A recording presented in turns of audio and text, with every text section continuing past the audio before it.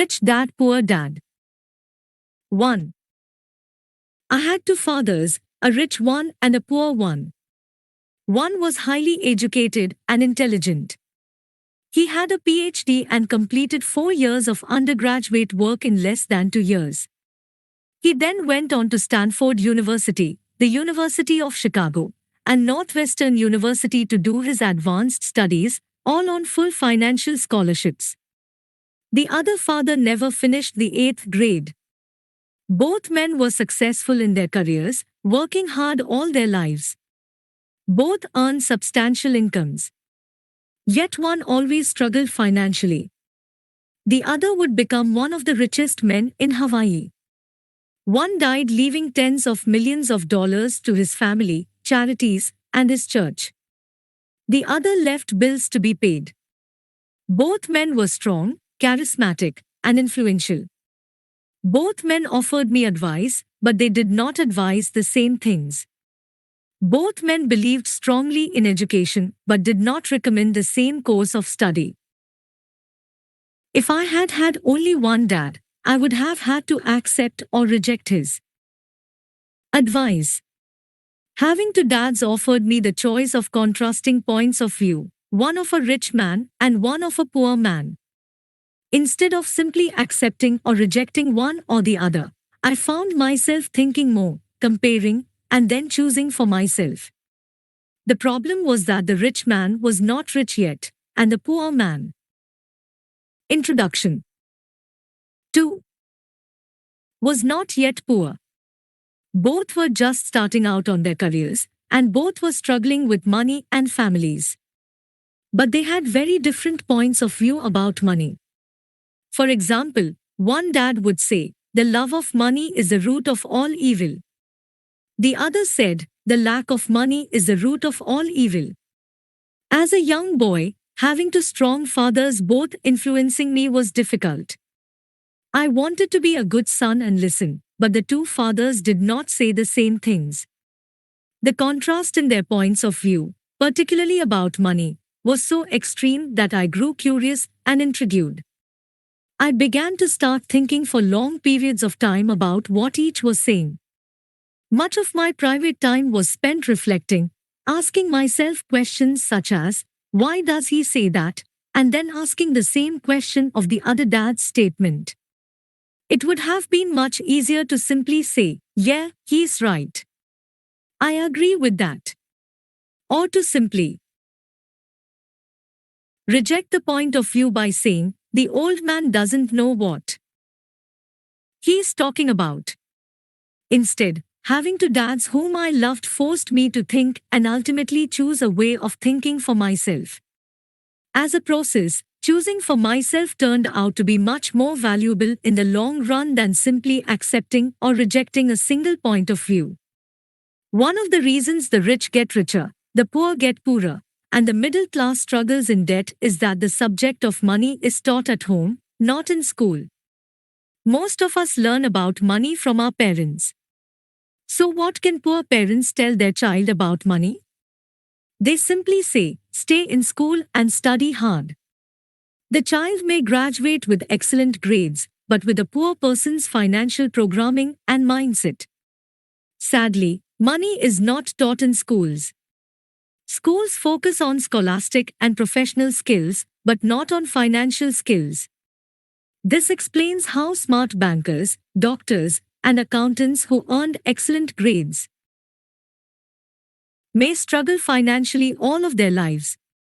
Our staggering national debt is due in large part to highly educated politicians and government officials making financial decisions with little or no training in the subject of money.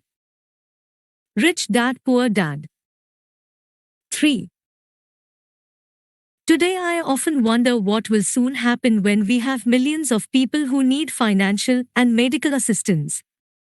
They will be dependent upon their families or the government for financial support. What will happen when Medicare and Social Security run out of money? How will a nation survive if teaching children about money continues to be left to parents, most of whom will be, or already are, poor? Because I had two influential fathers, I learned from both of them.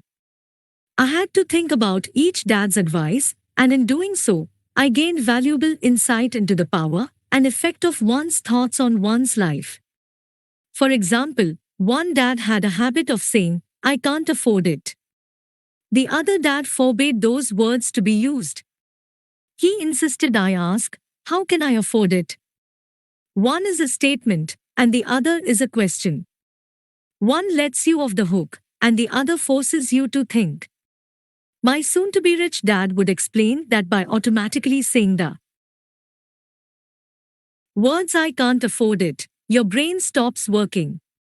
By asking the question "How can I afford it?" your brain is put to work. He did not mean that you should buy everything you want. He was fanatical about exercising your mind, the most powerful computer in the world. He'd say, "My brain gets stronger every day because I exercise it. The stronger it gets, the more money I can make." He believed that automatically saying "I can't afford it" was a sign of mental laziness. Although both dads worked hard, I noticed that one dad had a habit of putting his brain to sleep when it came to finances, and the other had a habit of exercising his brain. The long-term result was that one dad grew stronger financially, and the other grew weaker. It is not much different from a person who goes to the gym to exercise on a regular basis versus someone who sits on the couch watching television. Proper physical exercise increases your chances for health, and proper mental exercise increases your chances for wealth. My two dads had opposing attitudes, and that affected the way they thought. One dad thought that the rich should pay more in taxes to take care of those less fortunate. The other said, "Taxes punish those who produce and reward those who don't produce." Introduction 4. One dad recommended, "Study hard so you can find a good company to work for." The other recommended, "Study hard so you can find a good company to buy." One dad said, "The reason I'm not rich is because I have you kids." The other said, "The reason I must be rich is because I have you kids." One encouraged talking about money and business at the dinner table, while the other forbade the subject of money to be discussed over a meal. One said, "When it comes to money, play it safe. Don't take risks." The other said, "Learn to manage risk." One believed, "Our home is our largest investment and our greatest asset." The other believed, "My house is a liability, and if your house is your largest investment, you're in trouble." Both dads paid their bills on time, yet one paid his bills first while the other paid his bills last. One dad believed in a company or the government taking care of you and your needs. He was always concerned about pay raises, retirement plans, medical benefits, sick leave, vacation days, and other perks. He was impressed with two of his uncles who joined the military and earned a retirement and entitlement package for life after 20 years of active service. He loved the idea of medical benefits and PX privileges the military provided its retirees.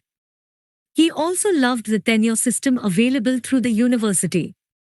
The idea of job protection for life and job benefits seemed more important, at times, than the job. He would often say, "I have worked hard for the government, and I'm entitled to these benefits." The other believed in total financial self-reliance. He spoke out against the entitlement mentality and how it created weak and financially needy people. He was emphatic about being financially competent. One dad struggled to save a few dollars. The other created investments.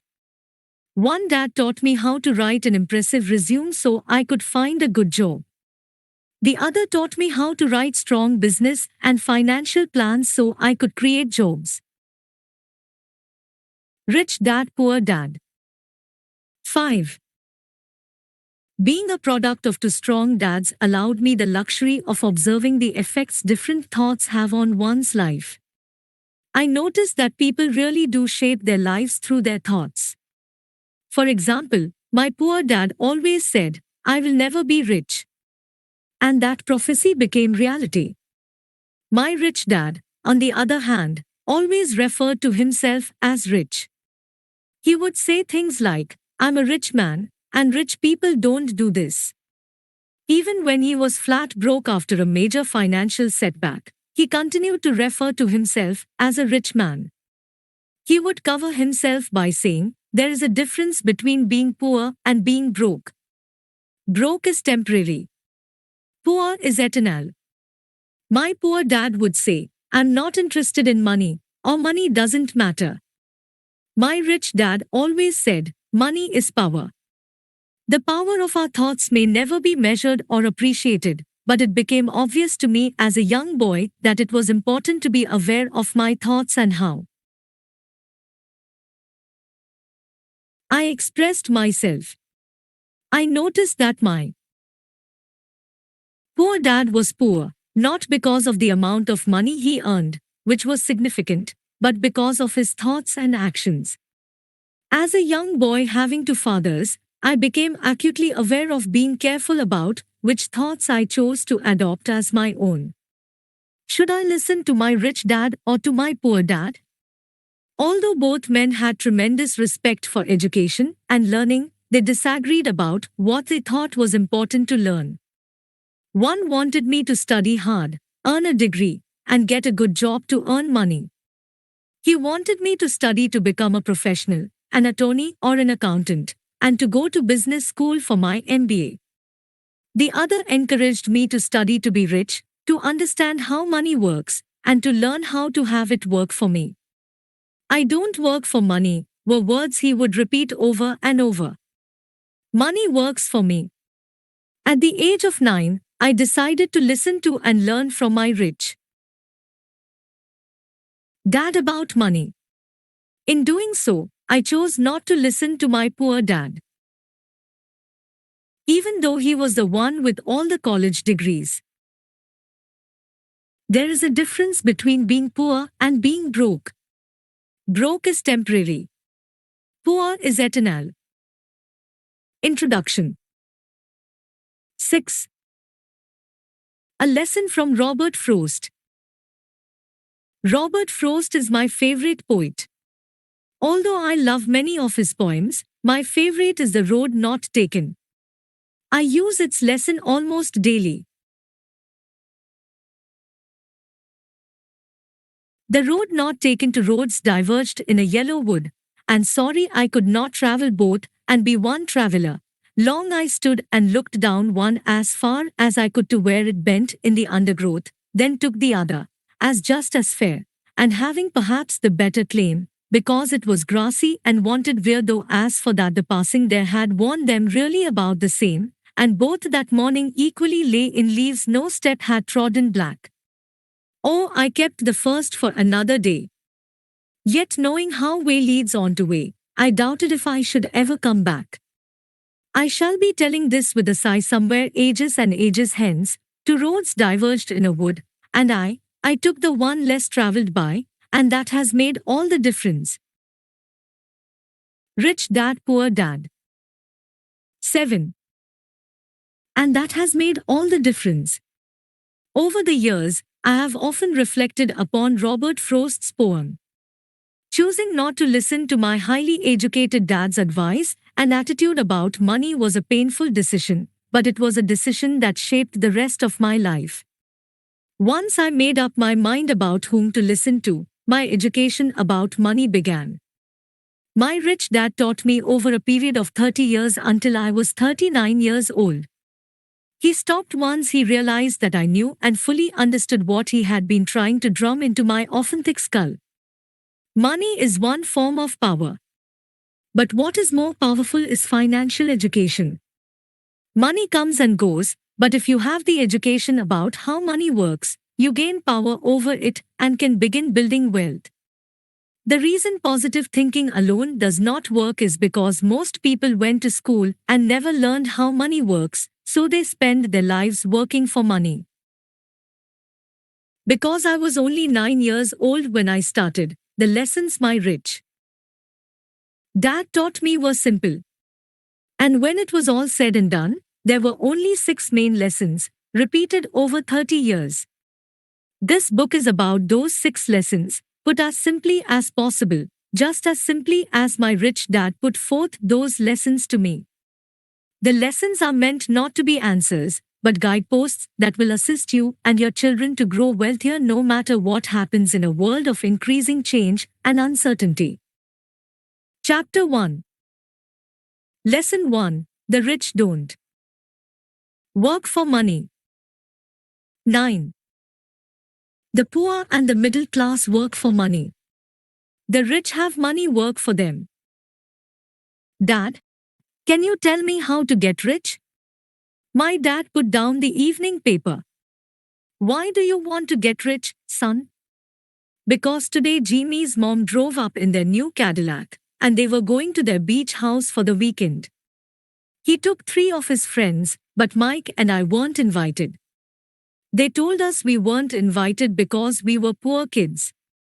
They did? My dad asked incredulously. Yeah, they did, I replied in a hurt tone. My dad silently shook his head, pushed his glasses up the bridge of his nose, and went back to reading the paper. I stood waiting for an answer. The year was 1956. I was 9 years old. By some twist of fate, I attended the same public school where the rich people sent their kids. We were primarily a sugar plantation town. The managers of the plantation and the other affluent people, such as doctors, business owners, and bankers, sent their children to this elementary school. After grade 6, their children were generally sent off to private schools. Because my family lived on one side of the street, I went to this school. Had I lived on the other side of the street, I would. Chapter 1, Lesson 1. 10. Have gone to a different school with kids from families more like mine. After grade 6, these kids and I would go on to the public intermediate and high school. There was no private school for them or for me. My dad finally put down the paper. I could tell he was thinking. Well, son, he began slowly. If you want to be rich, you have to learn to make money. How do I make money? I asked. Well, use your head, son, he said, smiling. Even then I knew that really meant, that's all I'm going to tell you, or I don't know the answer, so don't embarrass me. A partnership is formed the next morning. I told my best friend, Mike, what my dad had said. As best as I could tell, Mike and I were the only poor kids in this school. Mike was also in this school by a twist of fate. Someone had drawn a jug in the line for the school district, and we wound up in school with the rich kids. We weren't really poor, but we felt as if we were because all the other boys had new baseball gloves, new bicycles, new everything. Mom and dad provided us with the basics, like food, shelter, and clothes. But that was about it. My dad used to say, if you want something, work for it. We wanted things, but there was not much work available for 9-year-old boys. So what do we do to make money? Mike asked. I don't know, I said. But do you want to be my partner? He agreed, and so on that Saturday morning, Mike became my first business partner. We spent all morning coming up with ideas on how to make money. Occasionally we talked about all the cool guys at Jimmy's beach house having fun.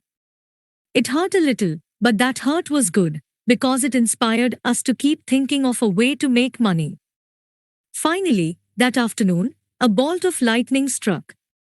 It was an idea Mike got from a science book he had read. Excitedly, we shook hands, and the partnership now had a business. Rich Dad Poor Dad. 11.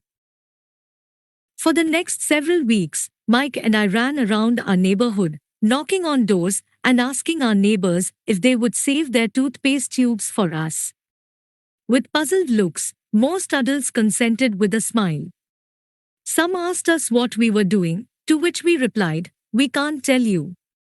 It's a business secret." My mom grew distressed as the weeks wore on. We had selected a site next to her washing machine as a place we would stockpile our raw materials. In a brown cardboard box that at one time held catsup bottles, a little pile of used toothpaste tubes began to grow.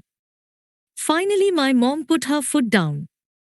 The sight of her neighbor's messy, crumpled, used toothpaste tubes had gotten to her. "What are you boys doing?" she asked. "And I don't want to hear again that it's a business secret.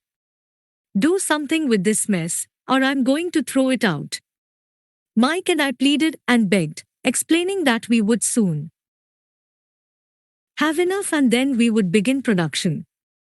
We informed her that we were waiting on a couple of neighbors to finish their toothpaste so we could have their tubes.